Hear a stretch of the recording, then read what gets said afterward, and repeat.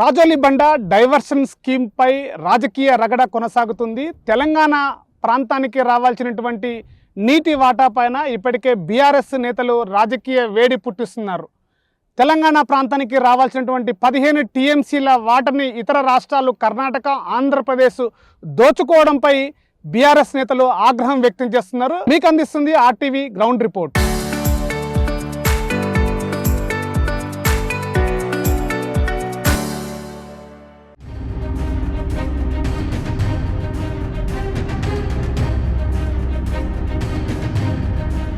ప్రస్తుత రాజకీయ వర్గాలలో తుంగభద్ర నది డ్యామ్ పై రాజకీయ చర్చ కొనసాగుతుంది.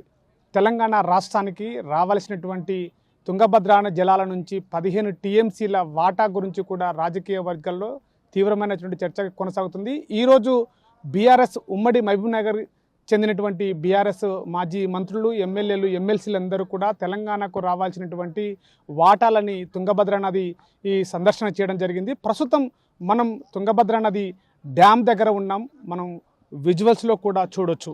పూర్తిగా ఈ యొక్క తుంగభద్ర నది నుంచి రావాల్సినటువంటి అటు ఉమ్మడి మహబూబ్నగర్ జిల్లా, అటు తెలంగాణ రాష్ట్రానికి రావాల్సినటువంటి 15 టీఎంసీల వాటా ఏదైతే ఉందో ఇక్కడి నుంచే మనకు రావాల్సినటువంటి పరిస్థితి మనం విజువల్స్లో చూస్తున్నాం. ఇక్కడ 5 గేట్లు ఉన్నాయి ప్రధానంగా. ఈ 5 గేట్ల ద్వారానే మనకి అటు తెలంగాణ రాష్ట్రానికి, అటు ఉమ్మడి మహబూబ్నగర్ జిల్లా బార్డర్ ఏదైతే ఉందో గద్వాల, అటు రాజోలి, అటు అల్లంపూరు ప్రాంతాలకి 85,000 ఎకరాలకు సంబంధించినటువంటి రైతాంగానికి సాగునీరు ఇక్కడి నుంచే రావాల్సినటువంటి పరిస్థితి. మరోవైపు కూడా అటు ఈ ఎగువ నుంచి కర్ణాటక ప్రాంతం నుంచి ఎగువ నుంచి వచ్చేటువంటి నీరు కూడా ఈ 5 గేట్లు తెరిస్తే కానీ మనకు నీరు రానటువంటి పరిస్థితి చూస్తున్నాం. ప్రస్తుతం ఈ యొక్క దాని పక్కనే మనకి కనబడుతుంది, విజువల్స్లో చూస్తున్నాము. 3 గేట్లు ఉన్నాయి.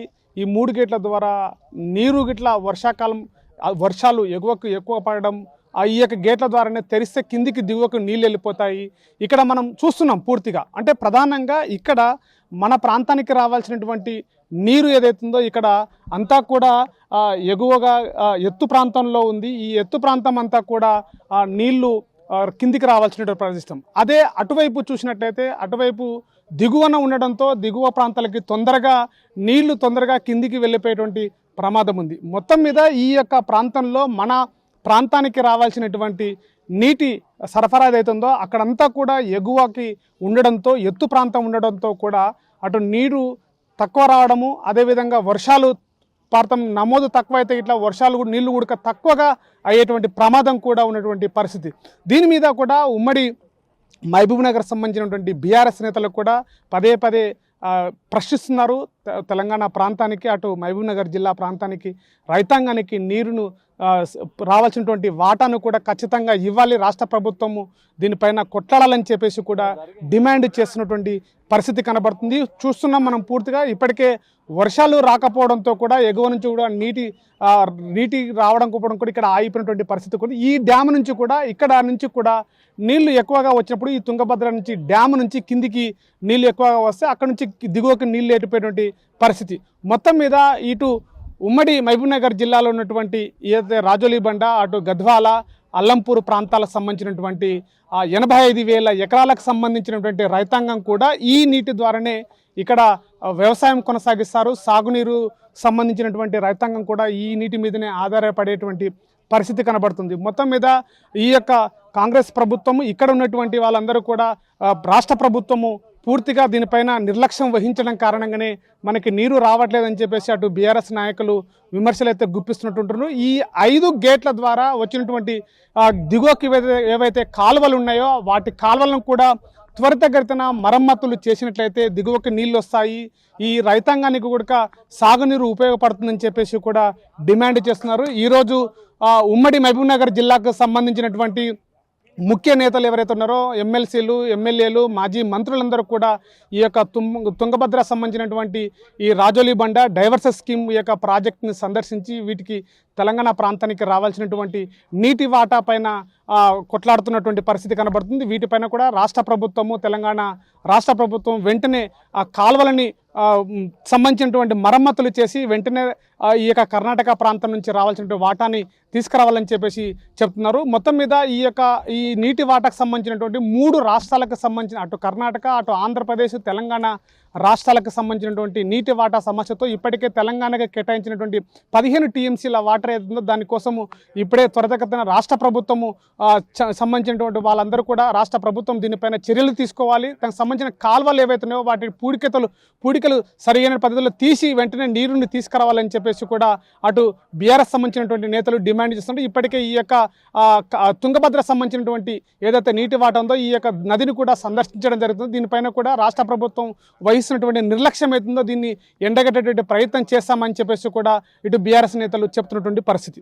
ఇది ఈ తుంగభద్ర నదికి సంబంధించినటువంటి రాజోలి బండకు సంబంధించిన డైవర్సన్ స్కీము నీటి వాటా గురించి కూడా ఇప్పటికే బీఆర్ఎస్ నేతలు ఆందోళన చేపడుతున్నారు. దీన్ని రాబోయే రోజుల్లో కూడా ఉధృతం చేస్తాం, తెలంగాణ ప్రజలకు ఎలాంటి అన్యాయం కూడా జరగనీయమని చెప్పేసి చెప్తున్నటువంటి పరిస్థితి.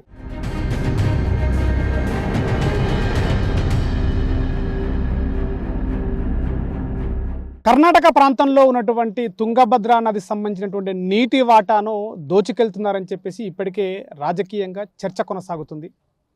నేడు తుంగభద్ర నది నీటి వాటాను దోచుకెళ్తున్నటువంటి ఈ నేపథ్యంలో బీఆర్ఎస్ నేతలు ఈ యొక్క నదిని పరివాహక ప్రాంతము అటు తుంగభద్ర నదిని పరిశీలించారు. తమకు రావాల్సినటువంటి వాటా పైన రాష్ట్ర ప్రభుత్వం యొక్క నిర్లక్ష్యాన్ని ఎండగడతామని కూడా చెప్తున్నటువంటి పరిస్థితి. మనతో మాట్లాడడానికి మాజీ ఎమ్మెల్యే జైపాల్ యాదవ్ గారు ఉన్నారు. వారితో మాట్లాడేటువంటి ప్రయత్నం చేద్దాం.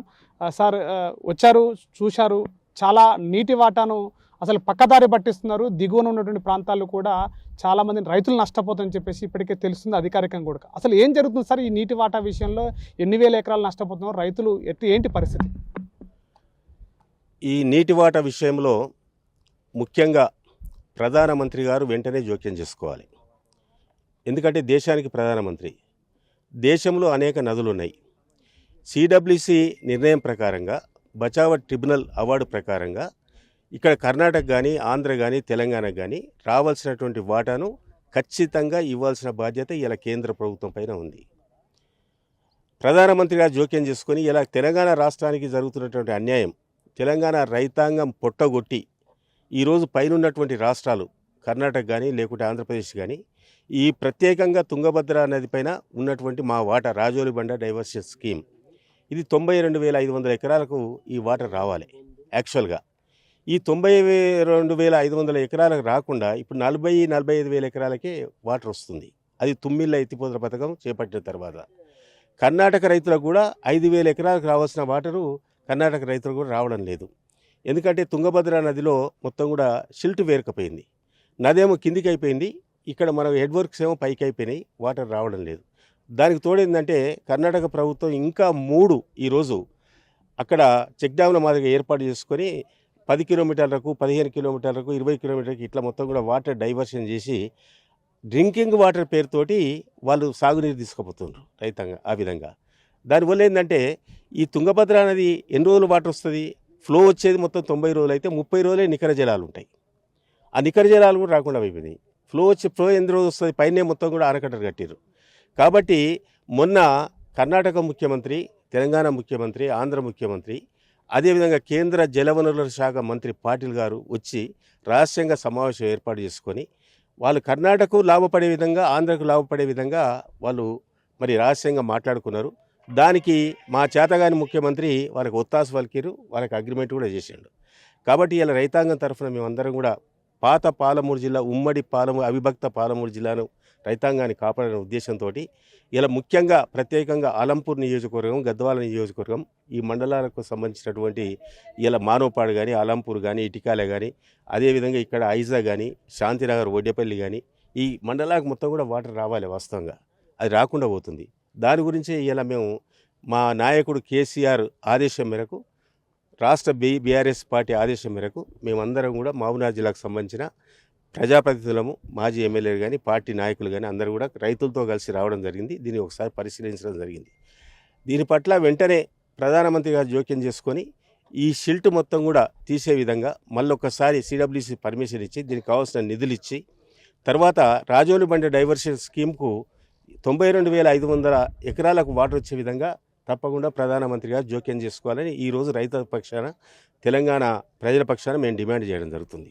సార్ మరోవైపు కూడా మక్తల్ మాజీ ఎమ్మెల్యే గారు ఉన్నారు, రామ్మోహన్ రెడ్డి గారు. సార్ చెప్పండి, అంటే ఇటు కర్ణాటకలో కాంగ్రెస్ ప్రభుత్వం ఉంది, తెలంగాణలో కూడా కాంగ్రెస్ ప్రభుత్వం ఉంది. కానీ తెలంగాణకు రావాల్సినటువంటి తెచ్చుకున్నటువంటి తెలంగాణలో కూడా మరీ నీటి వాటాను కూడా దోచుకెళ్లడం పైన ప్రభుత్వము ఇటుండే ప్రస్తుత ప్రభుత్వం ఎందుకు ఎండగట్టలేకపోతుంది? మన వాటా మన నీరు ఎందుకు తెచ్చుకోలేకపోతున్నాం? దీనిపైన ఎట్లా చెప్తారు?